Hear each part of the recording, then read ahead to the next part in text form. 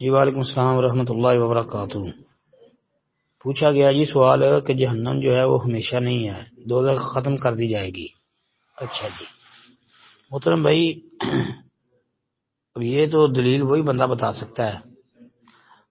آپ کہتے ہیں جنت ہمیشہ رہے گی لیکن دوزخ نہیں رہے گی۔ اچھا جی، اب بھائی چوتھا پارہ، دلائل تو ویسے بے شمار ہیں لیکن چوتھا پارہ آیت نمبر 11-12 کے اندر اللہ پاک نے وراثت کے مسائل بیان کیے۔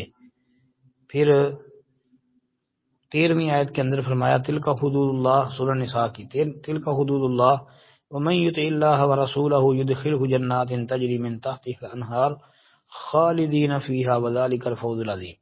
یہاں تو جنت کے اندر ہمیشگی کا ذکر آ گیا، لیکن اس کے بعد جو آیت کریمہ ہے یعنی 14 نمبر آیت، اس کو دیکھیں تو اس کے اندر اللہ تعالیٰ کیا فرماتے ہیں کہ وَمَن يَعْصِ اللَّهَ وَرَسُولَهُ وَيَتَعَدَّ حُدُودَهُ يُدْخِلْهُ نَارًا خَالِدًا فِيهَا وَلَهُ عَذَابٌ مُهِينٌ۔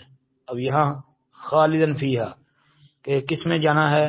جہنم کے اندر داخل کیے جائیں گے ایسے لوگ جو اللہ اور اس کے رسول کی نافرمانی کرنے والے ہیں، اللہ کی حدوں کو توڑنے والے، زیادتی کرنے والے، تو ان کو جب جہنم کے اندر داخل کیا جائے گا خالدن فیہا۔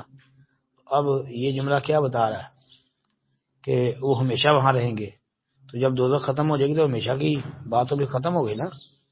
اس لیے ڈاکٹر صاحب نے کیا بیان کیا ہے، آپ کے دوست نے کیا سنا ہے، یہ تو اللہ بہتر جانتا ہے۔ باقی رہی بات ابن العربی کی، تو ابن العربی تو صوفی تھا اور وہ تو ویسے ہی گمراہ آدمی تھا جی، اس کا عقیدہ بھی کفری عقیدہ تھا اس کا جی، اس کو چھوڑ دیں آپ۔